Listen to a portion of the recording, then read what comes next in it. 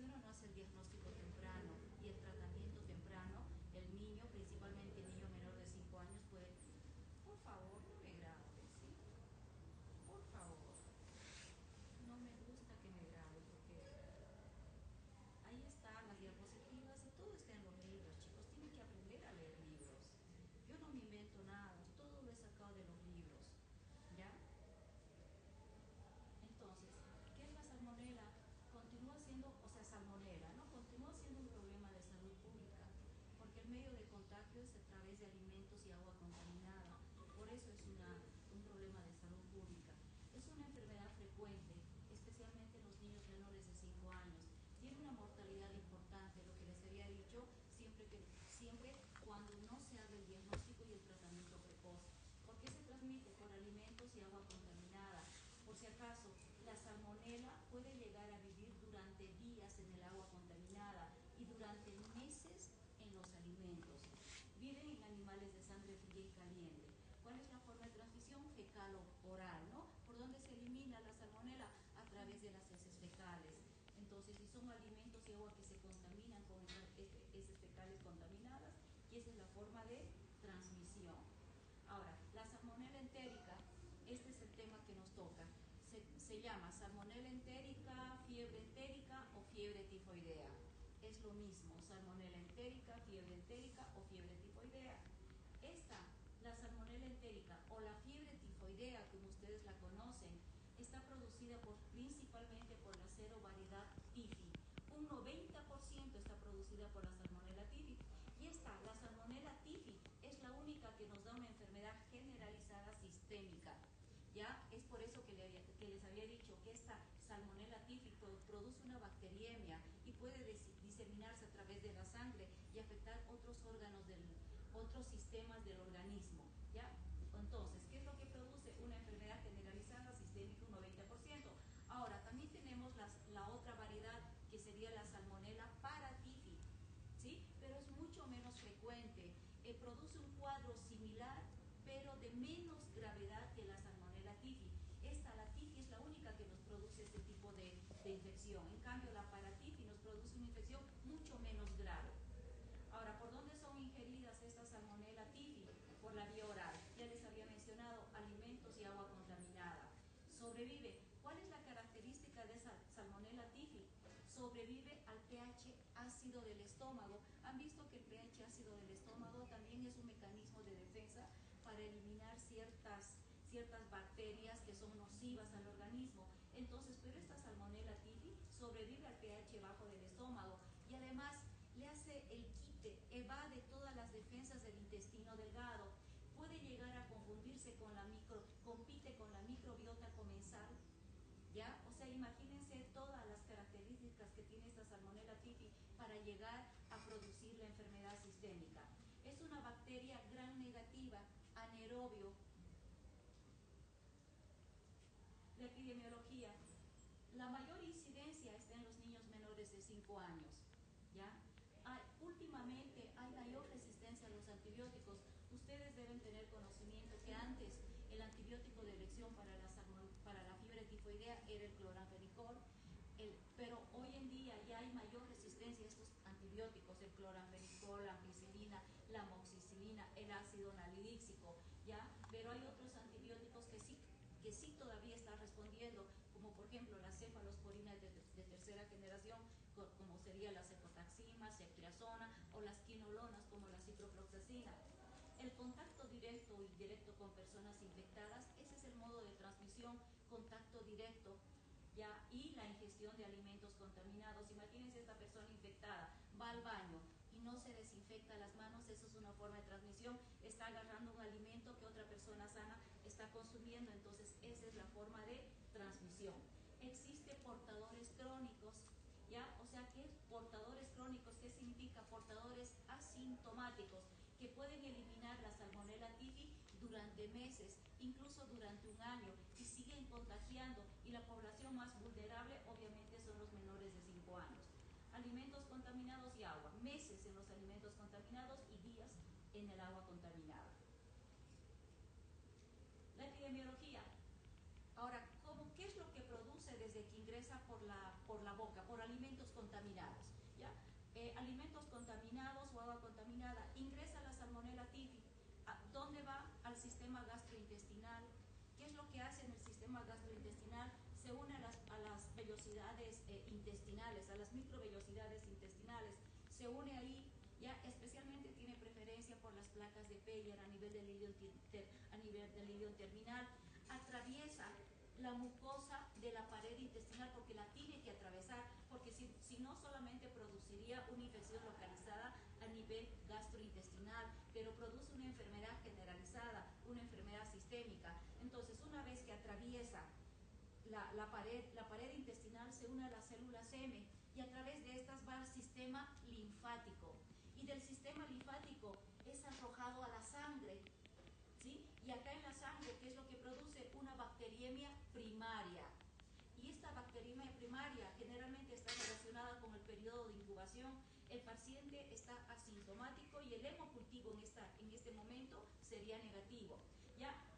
Por la sangre circula por toda la sangre y puede ir a afectar diversos órganos del cuerpo, principalmente a los órganos del sistema retículo endotelial. ¿Cuáles son estos órganos del sistema retículo endotelial? Médula ósea, hígado, vesícula biliar y vaso. Entonces, ¿qué es lo que hace en estos órganos del sistema retículo endotelial? Empieza a proliferar, empieza a reproducirse, ¿ya? Ahí permanece unos días. Luego, nuevamente, del sistema retículo endotelial, nuevamente es arrojado a la sangre, ¿sí? Y acá es lo que produce la bacteriemia secundaria. Entonces, esta bacteriemia secundaria está en relación con el inicio de la sintomatología y la terminación del periodo de incubación. El periodo de incubación generalmente es de 7 a 14 días, pero puede llegar a variar de 3 a 30 días. Entonces, es ahí, después de la bacteriemia secundaria, donde produce toda la sintomatología. ¿Y qué es lo que producen los órganos afectados? Produce un proceso inflamatorio, produce un proceso a nivel de la mucosa intestinal, un proceso inflamatorio, incluso puede llegar a producir procesos ulcerativos, ¿ya? Y la complicación más frecuente de la fiebre tifoidea sería la perforación intestinal, y eso que nos va a dar una peritonitis, nos va a dar una hemorragia digestiva alta, y el paciente puede tener hematemesis, melena, toda la sintomatología de la hemorragia digestiva alta, ¿no? Acá está, el periodo de incubación de 7 a 14 días, varía de 3 a 30 días. Esto es lo mismo, la ingesta mucointestinal atraviesa, es lo mismo que les he explicado hace rato. Ingresa la mucosa intestinal, se adhiere a las vellosidades intestinales, la atraviesa la pared intestinal, tiene predilección por las placas de Peyer del ilion terminal, y luego pasa al sistema linfoide mesentérico, y luego de aquí es arrojado al torrente sanguíneo, produciendo la bacteriemia primaria, que es asintomática, y los hemocultivos negativos. Luego se disemina por todo el cuerpo, colonizando órganos del sistema reticulo endotelial, que ya les he indicado cuáles son los órganos del sistema reticulo endotelial, replicándose en el interior de los macrófagos, sangre a nivel de estos órganos del sistema reticulo endotelial, y produce nuevamente, es arrojado a la sangre y produce la bacteriemia secundaria. Es todo lo que les he explicado hace rato. Ya, este es un cuadrito solamente para recordar: ingestión de una dosis suficiente de Salmonella typhi, agua, alimentos, sobrevive al contacto de la barrera ácida a nivel del hilio vital de la mucosa intestinal, produce un proceso inflamatorio, un proceso ulceroso, cruza la barrera intestinal, reacciona con macrófagos, es transportada a través de estos, atraviesa las placas de Peyer. Es lo mismo, es como un recordatorio. Ahora, ¿cuál es la clínica de la fiebre tifoidea? Hay una primera semana, y una segunda y una tercera semana. Principalmente, la cuarta semana ya es una regresión de la sintomatología. La primera semana presenta manifestaciones como de una enfermedad generalizada: fiebre, anorexia, mialgia, cefalea. Pero acá ustedes no se dan cuenta, nadie, o sea, puede ser que no nos damos cuenta de que se trata de una fiebre tifoidea, porque estas manifestaciones generales lo puede tener cualquier enfermedad sistémica, ¿no? Acá hay fiebre, malestar general. Ahora, el dolor abdominal, la diarrea, o sea, la falta de apetito puede venir desde la primera semana. La erupción cutánea, las manchas, la rosácea tifoidea pueden presentarse en la segunda semana. Ahora vemos, ¿ya? La clínica más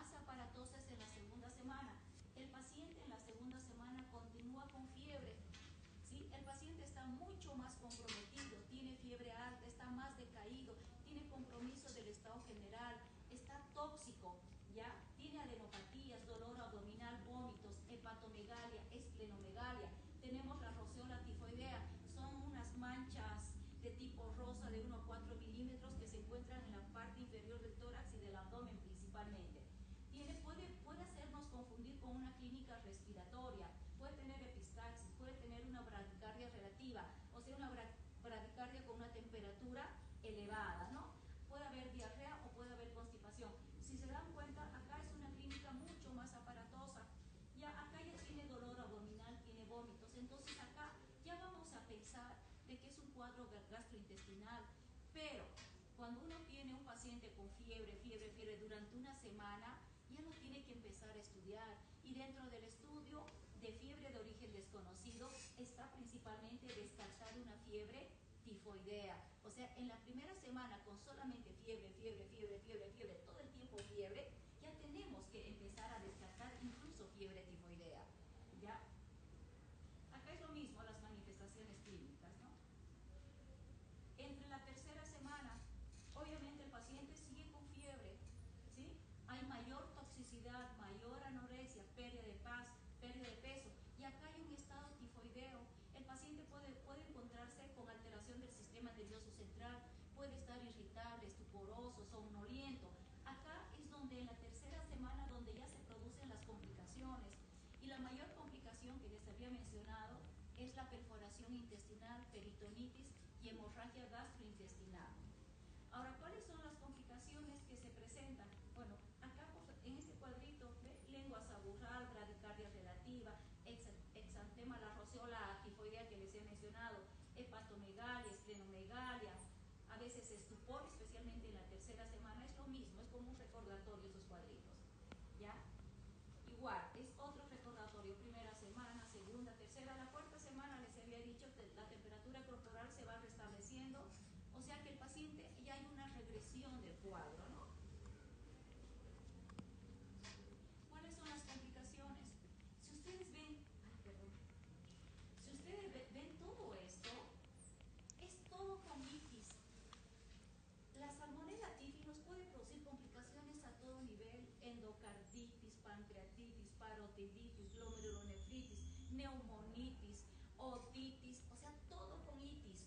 Si ustedes se dan cuenta, miocarditis, peritonitis, pancreatitis, hemorragia intestinal, la más frecuente, artritis, osteomielitis, el síndrome de Guillain-Barré, trastornos neuropsiquiátricos, hepatitis, colangitis, colecistitis. O sea, todo esto nos puede llegar a producir un paciente con fiebre tifoidea, puede llegar a complicarse. Fíjense ustedes, el compromiso de otros órganos. ¿Cómo hacemos el diagnóstico? Definitivamente, una buena anamnesis más un buen examen físico nos lleva a una buena sospecha diagnóstica, ¿ya? El diagnóstico, clínica. ¿Y cómo hacemos la clínica? El examen, la historia clínica pediátrica. Anamnesis, examen físico y una buena impresión diagnóstica. Y frente a una buena impresión diagnóstica, obviamente que vamos a tomar una buena conducta. Definitivamente, el diagnóstico confirmatorio es cuando nosotros rescatamos la Salmonella typhi, porque es una bacteria gram negativa. ¿Y cómo la vamos a rescatar? Mediante cultivos. Pero si se dan cuenta, los hemocultivos pueden llegar a ser positivos en la primera semana, pero solamente un 40-60%. ¿Ya? El urocultivo y el coprocultivo pueden llegar a ser positivos recién en la segunda semana del cuadro. El que tiene un 80-95% de sensibilidad y especificidad es el mielocultivo, pero generalmente no hacemos mielocultivo, ¿ya? Porque es un procedimiento invasivo. En Buenos Aires se hacía mielocultivo, donde yo me he formado, generalmente es bien complicado rescatar la Salmonella typhi, es bien difícil rescatarla. Entonces el paciente seguía con fiebre, hepatomegalia, esplenomegalia, vómitos. Entonces, ¿qué es lo que hacíamos al final? Un mielocultivo, y esta recién nos daba el rescate de la Salmonella typhi. Ahora, la prueba de Vidal, no sé, chicos, hay médicos que todavía lo utilizan, pero la literatura nos dice que la prueba de Vidal da muchos falsos positivos y falsos negativos. Entonces, ni nos confirma, ni nos descarta una fiebre fiebre tifoidea. La fracción de Vidal ya no deberíamos utilizarla, ¿ya? Además tiene muy baja sensibilidad y especificidad en medios endémicos. Entonces, no sirve, ni nos va a confirmar ni nos va a descartar una fiebre tifoidea. ¿Qué significa la prueba de Vidal? Significa la presencia de anticuerpos contra antígenos de la Salmonella typhi, como el antígeno O somático, o el antígeno H o flagelar. Pero ya les he dicho que ya no debería usarse para el diagnóstico de fiebre tifoidea porque nos da muchos falsos positivos y falsos negativos. Ahora, la que últimamente se hace en otros lugares es la reacción en cadena de polimerasa, en sangre y en heces, pero en nuestro medio no se hace. Y obviamente tenemos datos de laboratorio, pero estos datos de laboratorio no nos van a hacer diagnóstico. Son estudios complementarios que van a apoyar una clínica. La que más nos hace sospechar una fiebre tifoidea es la leucopenia con desviación a la izquierda. Inicialmente, pero estos pacientes pueden tener una leucocitosis inicial, pero posteriormente tienen una leucopenia con desviación a la izquierda. También hay eosinopenia, trombocitopenia en casos más graves, bilirrubinas y transaminasas aumentadas. ¿Por qué? Porque también está afectando el parénquima hepático, coagulación intravascular diseminada, ¿no? Anemia hemolítica. Entonces, todo eso podemos encontrar laboratorialmente. Obviamente que le tenemos que hacer función renal, función hepática, coagulograma, proteinograma, etcétera, ¿no? Ionograma, glicemia, todo un medio interno completo. ¿Cuál es el tratamiento? Dependiendo, si tiene perforación intestinal y tiene una peritonitis, obviamente el tratamiento es quirúrgico y tiene que tener un reposo gastrointestinal, nada por boca, porque está perforado ese intestino, no lo podemos alimentar, ¿no?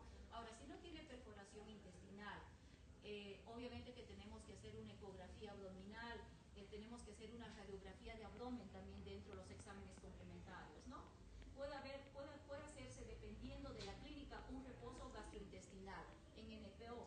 ¿Ya? Hidratación es lo más importante, corregir el medio interno, líquidos y electrolitos, corregir el desequilibrio hidroelectrolítico, eso es lo más importante en estos pacientes. Antitérmicos, una dieta blanda si el paciente está en condiciones de alimentarse. Si está perforado, no se puede alimentar el paciente, ¿no?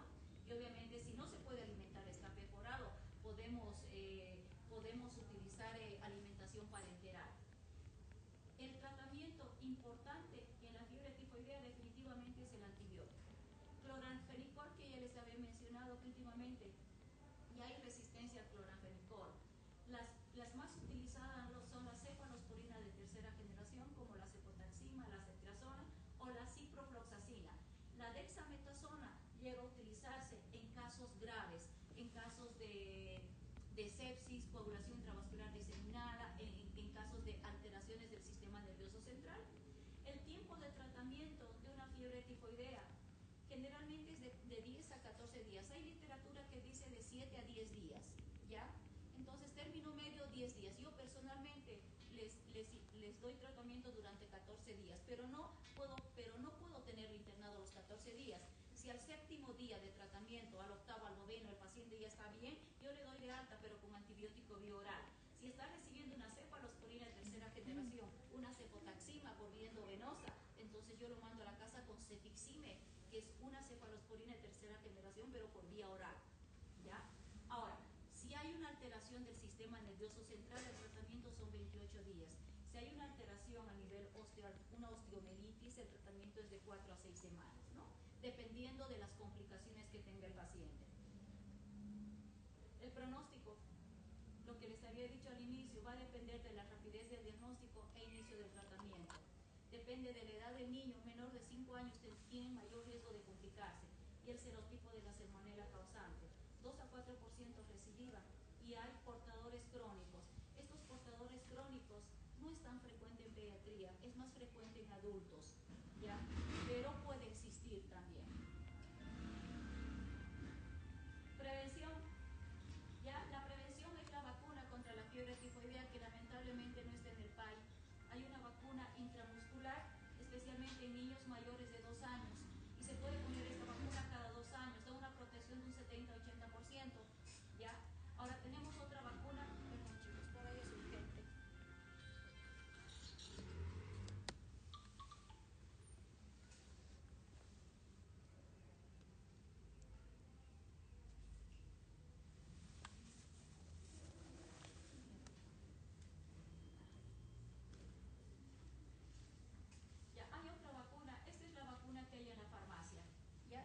muscular a partir de los 2 años. Cada 2 años una progresión de un 70-80%.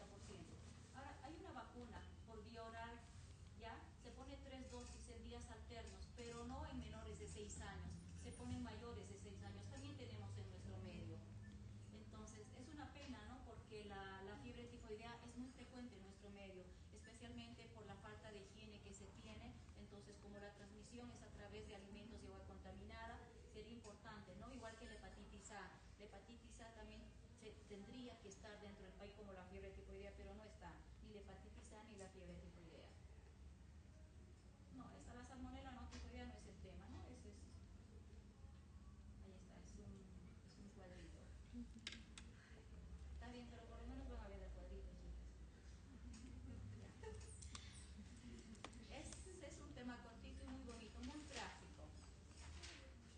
¿Algún aporte que quieran hacer? ¿Nada? Bueno.